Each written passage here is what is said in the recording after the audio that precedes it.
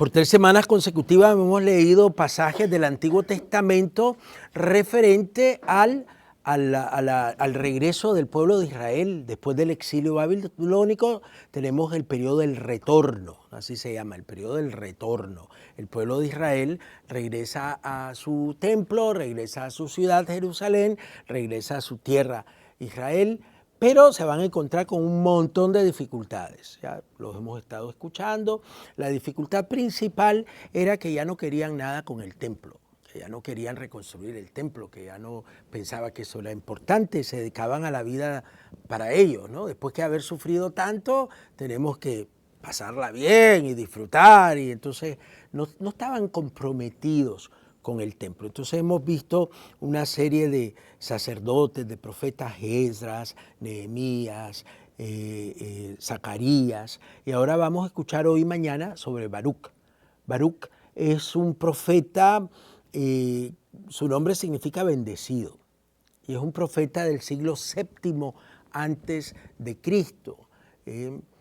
Aunque sus textos dicen que son tardíos, que fueron recogidos en el siglo II antes de Cristo, sus escritos no estaban recogidos, estaban diseminados, y alguien los recogió hacia el siglo II.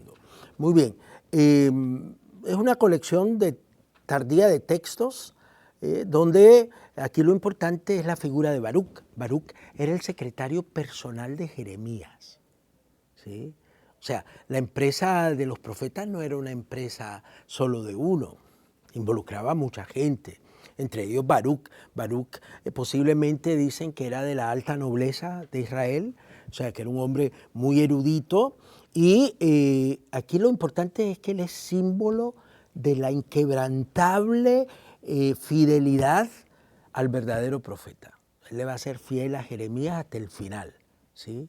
O sea, no lo va a traicionar, no se va a rendir, no se va a asustar ante todos los palos que le dieron a Jeremías y todas esas cosas. Eso es un profeta valiente.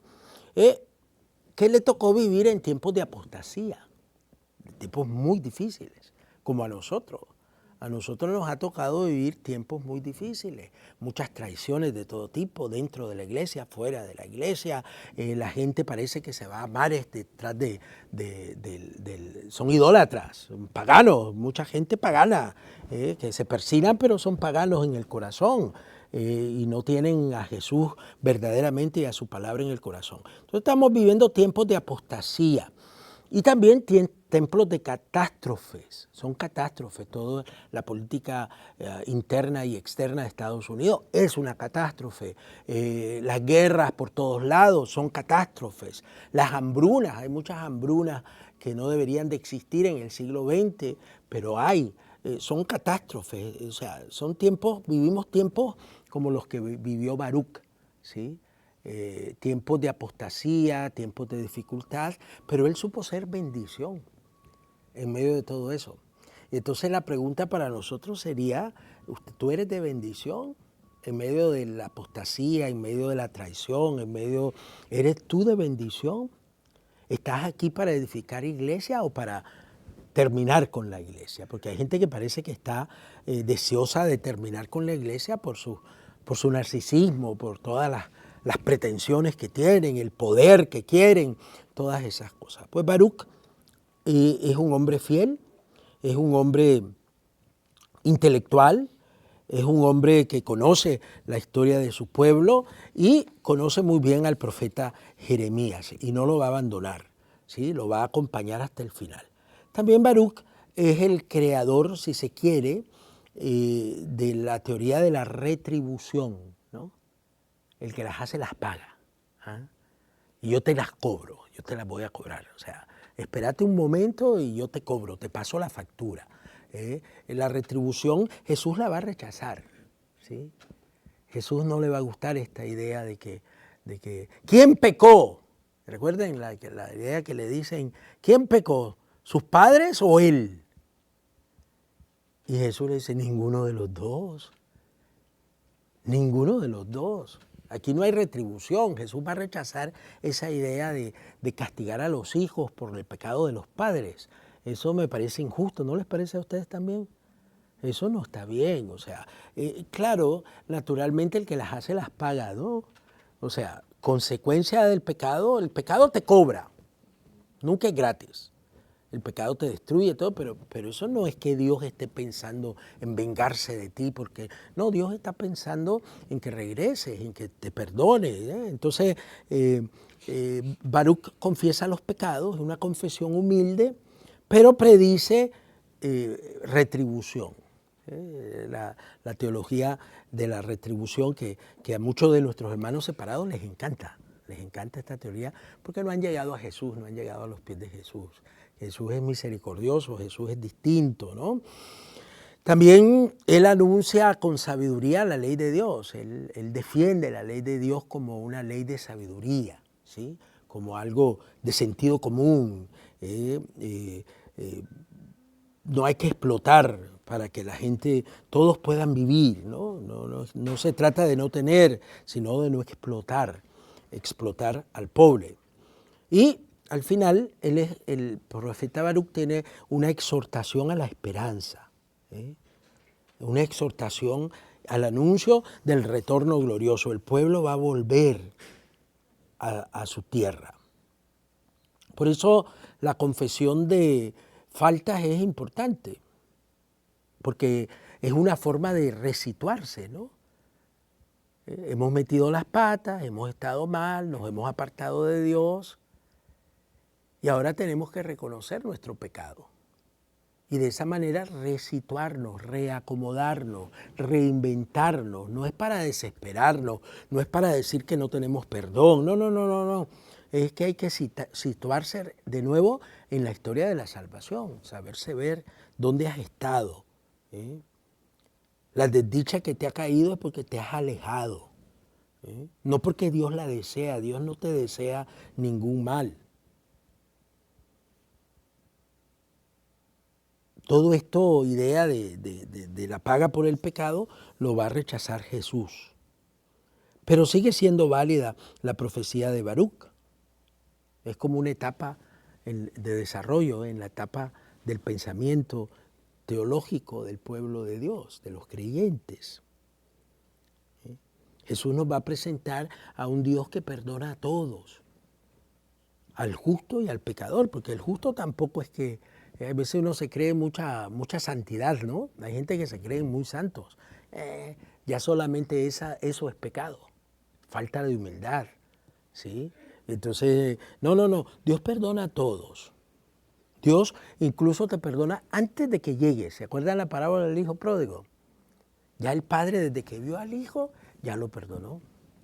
Desde siempre lo perdonó. Estaba esperándolo, ansioso. Dice Maurice Mauriac, un poeta francés y escritor francés, dice que el corazón del padre temblaba ante la posibilidad de perder a su hijo. O sea, ya lo había perdonado desde antes, solo estaba esperando el regreso. Es como con nosotros tenemos que tener esta confianza. El Señor ya te perdonó, solo estás esperando. Él está esperando que regreses para abrazarte, para besarte, para bañarte, para limpiarte, para adornarte. Qué bonito. ¿Qué aprendemos de todo esto? Pues aprendemos tres cosas del profeta Baruch. Primero, a recapacitar, ¿sí? Con todo lo que la palabra significa.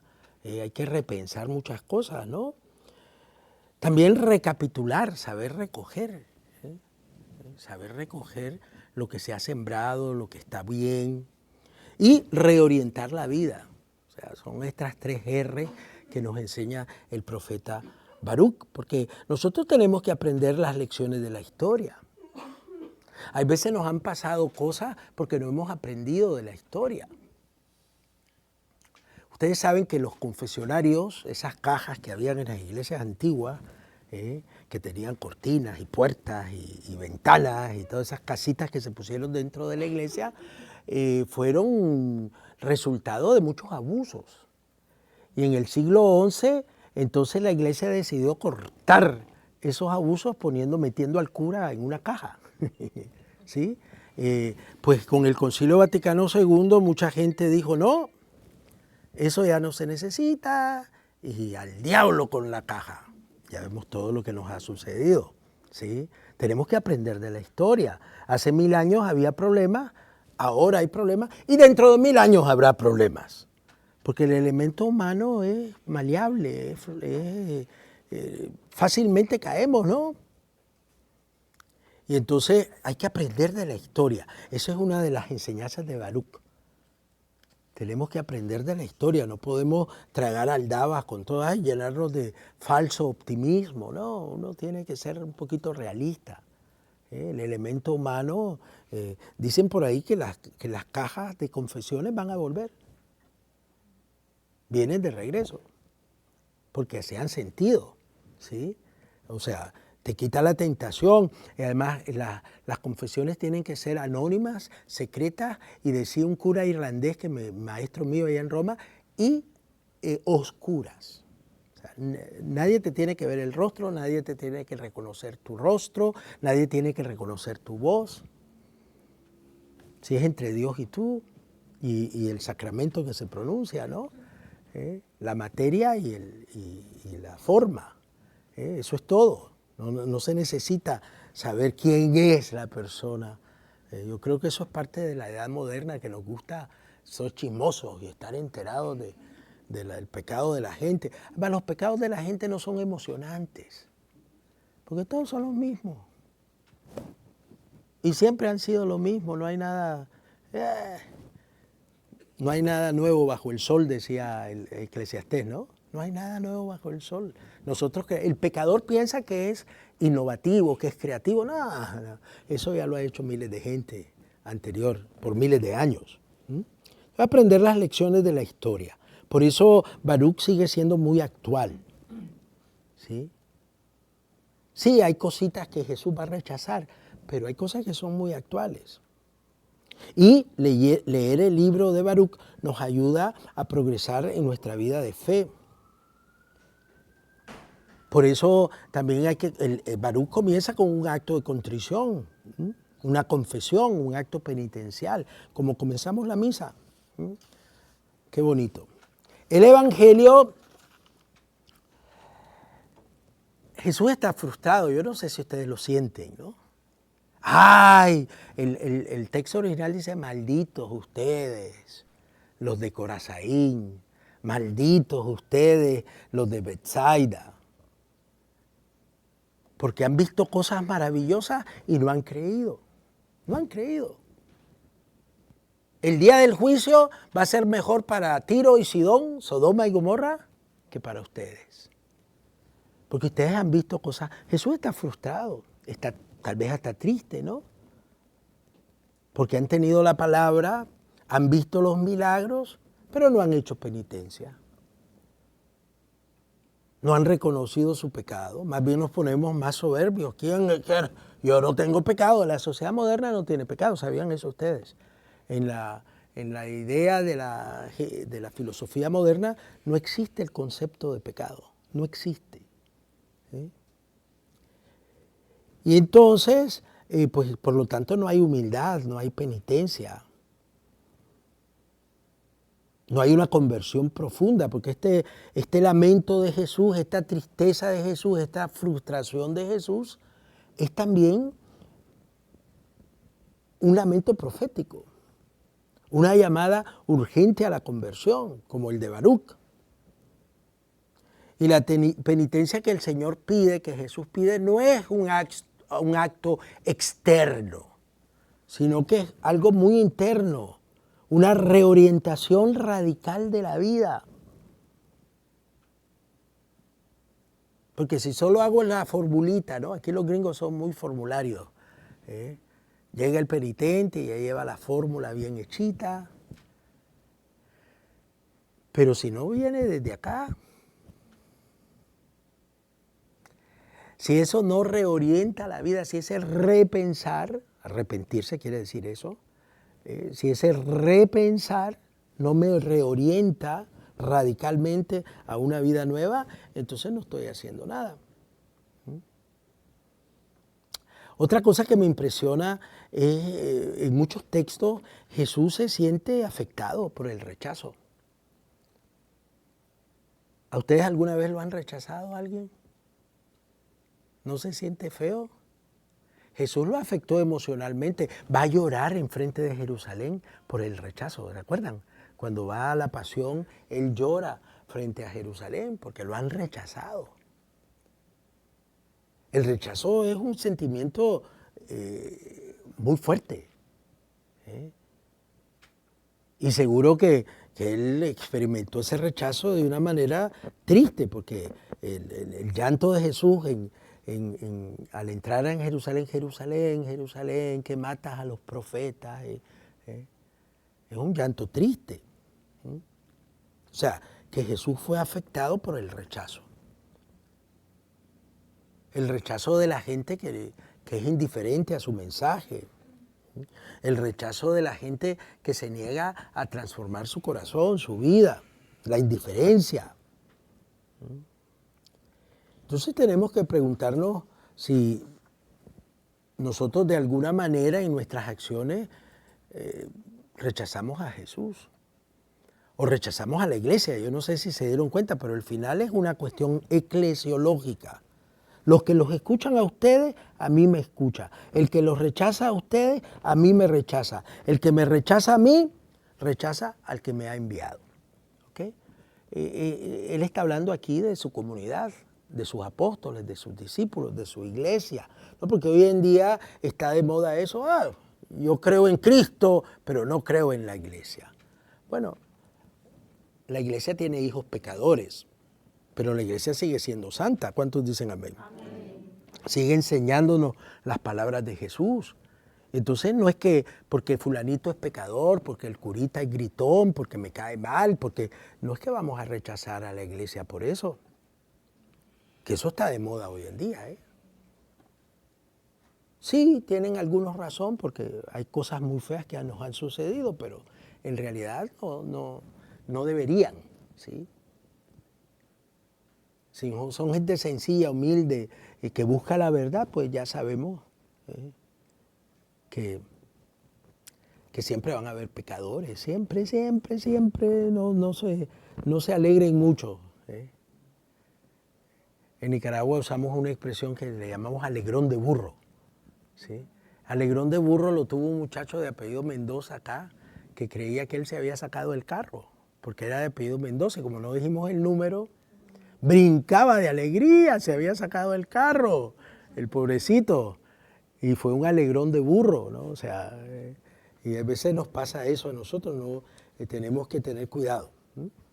Porque siempre hay que tener cuidado. Donde hay humanos hay gusanos, porque es el misterio de la libertad humana. ¿Sí? Gente que vio lo que Jesús hizo, que escuchó al propio Jesús y no le creyó. Y entonces Jesús le dice, los paganos van a venir primero al reino. Los paganos. Las prostitutas y los publicanos se les han adelantado y van a estar en el reino. ¿Se acuerdan esa frase famosa de Jesús?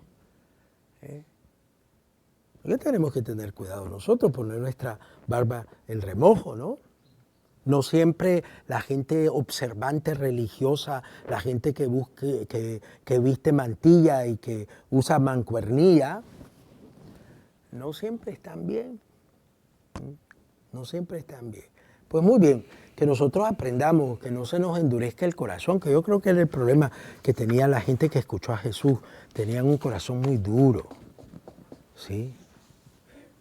¿Sí? Y es fácil que se endurezca el corazón, porque el corazón necesita protegerse.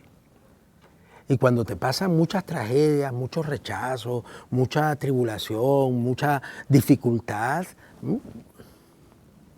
uno se puede cerrar. Porque a nosotros no se nos endurezca el corazón, que podamos escuchar el mensaje, asumir el mensaje y participar en ese mensaje, que podamos identificarnos profundamente con los intereses de Jesús, no con los míos, no con los propios, con los intereses de Jesús. Y el interés de Jesús es que todos se salven. ¿Cuántos dicen amén?